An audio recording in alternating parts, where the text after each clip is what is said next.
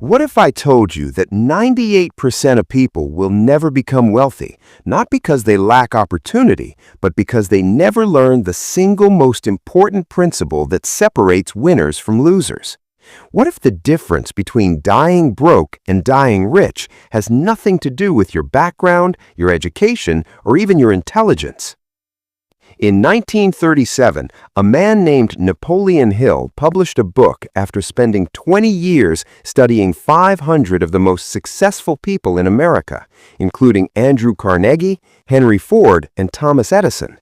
He discovered a formula, a step-by-step system that anyone can use to achieve anything they desire. This book has created more millionaires than any other book in history, yet most people who read it completely miss the point. Today, I'm going to break down every single principle from Think and Grow Rich in a way that you can immediately apply to your life. No surface-level summary, no motivational fluff, just pure, actionable wisdom that will change how you think about success forever. Before we dive deep, if you are serious about changing your financial future and you want content that actually helps you implement, not just feel good, hit that subscribe button for Millionaire Playbook. We don't do theory here, we do transformation. This channel exists to turn knowledge into results. Now let's begin. Part 1. The Foundation. Why Most People Fail.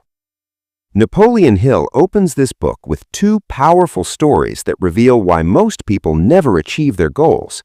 Let me share these with you because they contain lessons worth more than a business degree. The first story is about a man named Darby who went gold mining during the gold rush. He found a vein of ore, went back home, raised money, bought machinery, and started mining. Everything looked perfect. Then suddenly the gold disappeared. The vein vanished. He drilled and drilled but found nothing. Frustrated and defeated, he sold his machinery to a junk man for a few $100s and quit. Now here is where it gets interesting. That junk man called in a mining engineer who did some calculations. The engineer discovered that the vein continued just 3 feet from where Darby stopped drilling. 3 feet! The junk man went on to make millions from that mine. Darby quit 3 feet from gold. This happens every single day. People get so close to their breakthrough, face one setback, and give up right before success arrives. The lesson? Most failure happens not because the goal was impossible, but because we quit too soon. Persistence is not just a nice quality to have, it is the difference between poverty and wealth. The second story is even more powerful. Darby learned his lesson. Years later, he became an insurance salesman. One day, he went to see a potential client who immediately said no. Most salespeople would have left, but Darby remembered the gold mine. He remembered quitting 3 feet from fortune, so he stood there, silent, staring at the man. The prospect got uncomfortable and asked what he was doing. Darby replied that he was standing there until the man bought insurance because he had quit once in his life and lost a fortune, and he was never quitting again. The man bought a policy. Darby went on to become one of the most successful insurance salesmen in the country. What changed? Not his skills, not his product, his mindset. He decided that failure was no longer an option. This is where Think and Grow Rich separates itself from every other success book. It does not tell you success is easy. It tells you success is a decision followed by persistent action until you win, period. Part 2. Desire, the starting point of all achievement. Here is the truth nobody wants to hear. Wishing does not work. Hoping does not work. Wanting does not work. Napoleon Hill says desire must be so intense, so burning that it becomes an obsession. Not a casual wish, an obsession. Most people say they want to be rich, but what they really mean is they would like to be rich if it was easy and convenient. That is not desire. That is fantasy. Real desire is when you want something so badly that you would give up everything else to get it. Hill gives us a 6-step formula for turning desire into reality. Listen carefully because this is the foundation of everything. Step 1. Fix in your mind the exact amount of money you desire. Not just more money, the exact figure. If you want $50,000, say $50,000. If you want 1 million, say 1 million. Definiteness of purpose is critical. Your mind cannot pursue a vague target. Step 2. Determine exactly what you intend to give in return for the money. There is no such thing as something for nothing. What value will you provide? What problem will you solve? What service will you render? Success is always an exchange of value. Step 3. Establish a definite date by which you intend to possess the money. Don't say someday. Someday is not a day of the week. Set a deadline. Your subconscious mind needs a timeline to work with. Step 4. Create a definite plan for carrying out your desire and begin at once to put this plan into action. You don't need a perfect plan. You need a plan you can start today. Perfection is the enemy of progress. Start with what you have. Step 5. Write out a clear, concise statement of the amount of money you intend to acquire. Name the time limit, state what you intend to give in return, and describe clearly the plan through which you intend to accumulate it. Step 6. Read your written statement aloud twice daily, once just before sleeping and once after waking. As you read, see and feel and believe yourself already in possession of the money. Now, most people will read those 6 steps and do nothing. They will say, it sounds like positive thinking nonsense. But here is what they miss. This process is not magic. It is psychological programming.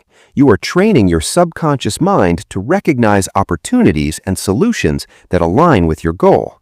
When your mind knows exactly what you want, it filters reality to show you the path. Hill shares a story about his son who was born without ears.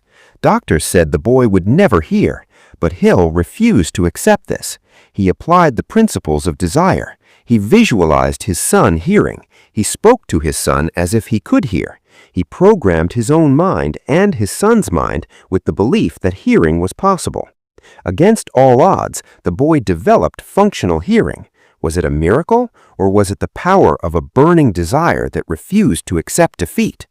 Might you think that's an extreme example, but the principle applies to everything. If you want financial success, you must desire it with the same intensity Hill desired his son's hearing. Anything less, and you will quit when obstacles appear. Part 3. Faith, the belief that moves mountains. Desire is the starting point, but faith is the fuel. Faith is not religious belief. In this context, faith means absolute certainty that what you desire will come to pass. It is the ability to see the invisible and believe in the impossible before it becomes real. Hill teaches us that faith is a state of mind that can be created through affirmations and repeated instructions to the subconscious mind. Here is the formula. Your thoughts combined with emotion create belief. Belief repeated becomes faith. Faith acted upon produces results. Let me break this down practically. If you want to earn $100,000 this year, but deep down you believe you are not capable, your actions will sabotage your goal. Your subconscious mind will find ways to prove you right. You will procrastinate, you will make poor decisions, you will quit when things get hard. Why? Because your actions must align with your beliefs. So how do you develop faith when you don't believe yet? Through auto-suggestion. This is the practice of deliberately feeding your mind with the thoughts you want to believe until they become automatic. Hill gives us a specific formula. First, write down your definite major purpose. Next, create a short statement that affirms you already possess what you desire. For example, if you want to earn $200,000, you would write, I am in possession of $200,000, which came to me through providing exceptional value to my clients. I see this money in my hands. I can feel it. It is mine now. Read this statement out loud with emotion every morning and every night. Feel the words. Visualize the reality. Over time, your subconscious accepts this as truth and begins to guide your actions towards making it real. Does this sound too simple? Good. The most powerful truths are simple. Complexity is just a distraction. Hill studied the wealthiest people in America, and every single one of them had unshakable faith in their ability to succeed. They programmed their minds for victory. Part 4. Autosuggestion, the medium for influencing the subconscious mind. Your subconscious mind is like a garden. Whatever seeds you plant will grow. Most people plant weeds without realizing it. They think negative thoughts, speak negative words, and wonder why their life produces negative results. Autosuggestion is the process of consciously choosing what you plant in your subconscious. It is self-administered programming. You become your own teacher, coach, and programmer.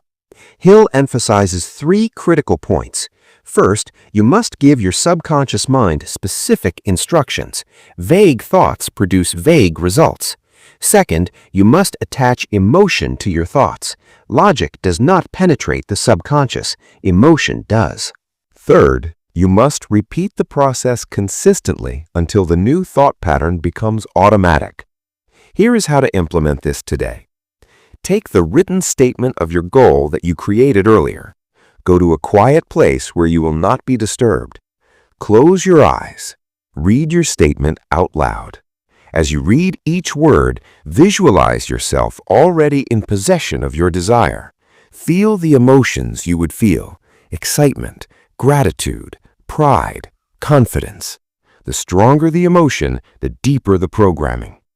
Do this every morning as soon as you wake up and every night before you sleep. Why these times? Because your subconscious mind is most receptive when you are just waking up and just falling asleep. These are the moments when your conscious, critical mind is weakest and your subconscious is most open to suggestion. Most people try this for a few days, see no immediate results, and quit. That is exactly why most people stay broke. The subconscious does not respond to casual effort. It responds to persistence and repetition. You must feed it the same message over and over until it accepts the new programming as reality. Think of it like learning to drive a car. At first, every movement required conscious thought, but after enough repetition, driving became automatic. Your subconscious took over. The same process applies to success. You must practice thinking like a successful person until success thinking becomes automatic. Part 5. Specialized knowledge, the 4th step toward riches. Here is something that will shock most people. General knowledge is practically useless when it comes to making money. You can have 3 degrees and still be broke. Why? Because money is not attracted to knowledge. Money is attracted to specialized knowledge, organized and intelligently applied toward a definite purpose. Hill makes a crucial distinction. There are 2 types of knowledge: general knowledge and specialized knowledge. General knowledge is what you learn in school: history, literature, science. It makes you educated, but not necessarily wealthy. Specialized knowledge is specific information that solves a specific problem or creates a specific result. This is what makes you money.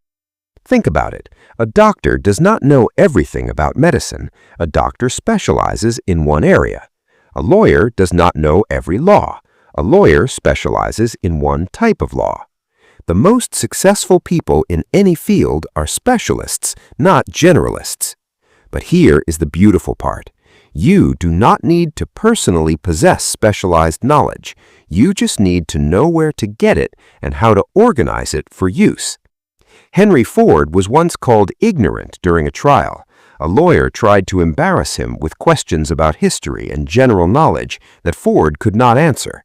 Finally, Ford responded by saying he had a row of buttons on his desk, and by pressing the right button, he could summon someone who could answer any question. He did not need to clutter his mind with information he could access in seconds. This is the key. Your job is not to know everything. Your job is to know what you want to achieve and then surround yourself with people who have the specialized knowledge needed to achieve it. This is called a mastermind group, which we will discuss later. For now, understand this. If you want to get rich, you must acquire or access specialized knowledge in a field that has high income potential. Then you must apply that knowledge through organized planning. Knowledge without application is worthless. How do you acquire specialized knowledge? 4 ways. 1. Formal education if it leads directly to your goal. 2. Books and courses from experts in your chosen field. 3. Mentorship from someone already successful in what you want to do. 4. Direct experience by starting and learning as you go. The fastest path is always mentorship plus experience. Find someone doing what you want to do, learn from them, apply what you learn, adjust based on results, repeat until you succeed. Part 5. Imagination, the workshop of the mind. Everything that exists was once just an idea in someone's imagination. The chair you are sitting on, the phone in your hand, the building you're in. All of it started as a mental image before it became physical reality. This is the power of imagination. Hill identifies 2 forms of imagination, synthetic imagination and creative imagination. Synthetic imagination is the ability to rearrange old ideas into new combinations. You take existing concepts and combine them in a new way. Most inventions and business ideas come from synthetic imagination. Someone sees 2 unrelated things and asks, "What if I combined these?" Creative imagination is the ability to create something entirely new. This is where hunches, inspirations, and breakthrough ideas come from.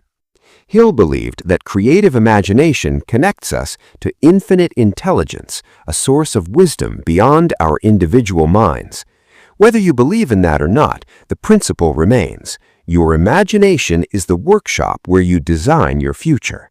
Here is how to use imagination practically. First, get clear on what you want. Second, close your eyes and build a detailed mental picture of yourself already in possession of what you want. See it, hear it, feel it, smell it, taste it. Make it as real as possible in your mind. Third, do this repeatedly until the mental image becomes so vivid that it feels more real than your current circumstances. Why does this work? Because your subconscious mind cannot tell the difference between a vividly imagined experience and a real one. When you repeatedly visualize success, your subconscious starts to believe you are already successful. It then guides your actions and decisions in ways that align with that identity. Every successful entrepreneur uses imagination. Before they built their business, they saw it in their mind. Before they made their first million, they imagined what it would feel like. They used imagination as a tool to blueprint their future, and then they worked until the blueprint became reality. You can do the same thing starting today. Take 30 minutes and imagine in detail what your ideal life looks like. Where do you live? What do you do for work? How much money do you earn? Who are your friends? What do you do for fun? Build the entire picture. Then commit to thinking about that picture every single day until it manifests. Part 7. Organized planning, the crystallization of desire into action. Desire without a plan is just a dream. Faith without action is just hope. Imagination without execution is just fantasy. This is where most people fail. They want success, but they do not create a concrete plan to achieve it. Hill gives us a formula for organized planning. First, ally yourself with a group of people you need to create and carry out your plan. This is your mastermind group. Second, before forming your mastermind group, decide what advantages and benefits you can offer each member in return for their cooperation. Nobody works for free. What value do you bring? Third, arrange to meet with your mastermind group at least twice a week until you have jointly perfected the necessary plan. Fourth, maintain perfect harmony between yourself and every member of your group. If harmony is broken, replace members immediately. Let me explain why this matters. No one achieves great success alone. Every wealthy person has a team, a network, a group of advisors, partners, and supporters who contribute specialized knowledge, skills, or resources. You need this too. If you try to do everything yourself, you will fail. Period. But here is what most people get wrong. They think a mastermind group is just a bunch of friends who encourage each other. No. A true mastermind is a strategic alliance of people who each bring something valuable to the table. You might bring marketing skills, someone else brings capital, another brings technical expertise, another brings connections. Together, you create something none of you could create alone. How do you build a mastermind? Start small. Identify 3 to 5 people who are either at your level or slightly above you in terms of ambition and achievement. Invite them to join a weekly or bi-weekly meeting where everyone shares their biggest challenge and the group helps solve it. Set ground rules: confidentiality, honesty, no negativity, no freeloading. Everyone must contribute. In your meetings, each person takes turns presenting a problem or goal. The group brainstorms solutions, shares resources, and commits to action steps. Then the next meeting starts with accountability. Did you do what you said you would do? If not, why not? This level of structured support accelerates growth exponentially. If you can't find people locally, do it online. Schedule video calls, join mastermind programs, invest in coaching groups. The format doesn't matter. What matters is that you have a group of people who challenge you, support you, and hold you accountable. Part 11. The Mystery of Sex Transmutation. This chapter surprises most people because they expect a book about wealth to be purely about business strategy. But Hill argues that sexual energy is one of the most powerful forces in human nature and can be redirected into creative and productive achievement. He's not suggesting celibacy. He is suggesting control. Most people dissipate their energy through excessive physical expression. Hill observed that the most successful people learned to channel sexual energy into their work, especially during periods of intense focus and creation. The concept is simple. Sexual desire is a form of intense emotional energy.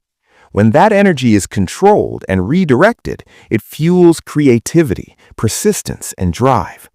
Many of the greatest achievements in history came from people who sublimated sexual energy into their work. Hill noticed that most men do not reach their peak earning years until after 40. Why? Because by that age, many have learned to control their sexual impulses and channel that energy into productive output. Younger men tend to dissipate energy through physical access and lack the focused intensity needed for great achievement. Before you dismiss this as outdated, consider the principle. Energy is finite. How you use it matters. If you spend all your energy chasing pleasure, you have nothing left for building a legacy. But if you control your impulses and direct your energy toward your goals, you become unstoppable. This does not mean you become a monk. It means you become intentional about when and how you express your desires. During periods of intense work, you conserve energy. During periods of rest, you recharge. The key is conscious control rather than being controlled by impulse. Part 12. The Subconscious Mind, the Connecting Link. Your subconscious mind is the intermediary between your conscious mind and infinite intelligence. It operates automatically, 24 hours a day, processing millions of bits of information and directing your body and behavior without conscious thought. Here is what most people miss. Your subconscious does not judge or filter the information you give it. It accepts everything as true. If you repeatedly tell yourself you're a failure, your subconscious believes it and guides your actions to prove it true. If you repeatedly tell yourself you're capable and destined for success, your subconscious believes that too and guides you toward opportunities. This is why autosuggestion and faith are so critical. You're constantly programming your subconscious, whether you realize it or not.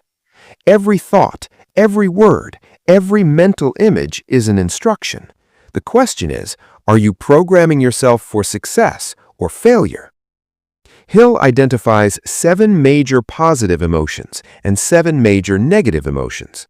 The positive emotions are desire, faith, love, sex, enthusiasm, romance, and hope.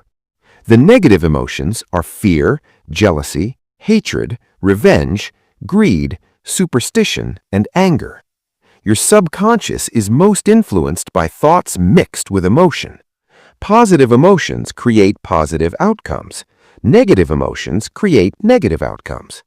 To harness your subconscious, you must flood it with positive emotions daily. How? By practicing gratitude, by visualizing success with excitement, by affirming your goals with conviction, by surrounding yourself with positive people and content. The more you feed your subconscious positive input, the more it works in your favor. Part 13. The Brain, a broadcasting and receiving station for thought vibrations. Hill proposes that the human brain is both a broadcasting station and a receiving station for thought vibrations. Every thought you think sends out a frequency that can be picked up by other minds tuned to the same frequency. This is why when you think intensely about something, you often encounter people and opportunities related to that thing. Whether you believe this literally or metaphorically, the principle holds. When you are focused on a goal, you become aware of things you previously overlooked. Your brain filters reality to show you what aligns with your focus. This is called the reticular activating system in modern neuroscience. Practical application? Spend time every day thinking about what you want with emotional intensity. This tunes your brain to recognize opportunities. It also makes you more magnetic to people who can help you. Have you ever noticed that when you're excited about something, other people get excited too? That is your brain broadcasting enthusiasm. Part 14. The Sixth Sense, the door to the Temple of Wisdom. The sixth sense is what Hill calls creative imagination functioning at a higher level. It is the ability to receive hunches, ideas, and warnings that seem to come from nowhere. Successful people develop this sense through years of practice with the other principles. You do not need to understand how it works to use it. Just know that when you've been programming your mind with faith, desire, and persistence, your intuition becomes sharper. You start to know things without knowing how you know. You feel drawn to certain actions or people. You avoid danger before it manifests. Hill practiced a nightly ritual where he imagined himself sitting around a council table with his invisible counselors, great men from history like Lincoln, Edison, and Carnegie. He would pose questions to them and receive insights. Was this real communication or just his subconscious mind organizing information? It doesn't matter. The practice gave him clarity and wisdom that led to better decisions. You can do the same. Before sleep, imagine yourself receiving advice from someone you admire. Ask them questions. Listen to what comes. You'll be surprised at the wisdom that emerges. Part 15. The 6 Ghosts of Fear. The final chapter addresses the 6 fears that hold most people back. Fear of poverty, fear of criticism, fear of ill health, fear of loss of love, fear of old age, fear of death. These fears, especially the first 2, destroy more dreams than any external obstacle. Fear of poverty keeps people in jobs they hate because they're afraid of financial insecurity. Fear of criticism stops people from starting businesses, creating content, or pursuing their true calling because they worry what others will think. Hill argues that these fears are nothing but states of mind and can be controlled and directed. The way to overcome fear is to confront it head-on. Face what you fear. Do it anyway. As you take action despite fear, the fear loses its power. He also warns against the dangers of negative influences, negative people, negative news, negative self-talk. All of these feed fear. To master fear, you must starve it of fuel. Fill your mind with positive, empowering information. Surround yourself with courageous people. Take bold action daily. The book ends with a list of 57 alibis people justify failure with. If I had money, if I had education, if I had connections, if people understood me. These are all excuses. Hill says the greatest alibi is, if I had the courage to see myself as I really am, I would find out what is wrong with me and correct it. That's the ultimate message. Stop making excuses. Stop blaming circumstances. Take full responsibility for your life. Apply these principles with persistence and faith. Success is not a matter of luck or privilege. It's a matter of decision and action. Let me bring this together.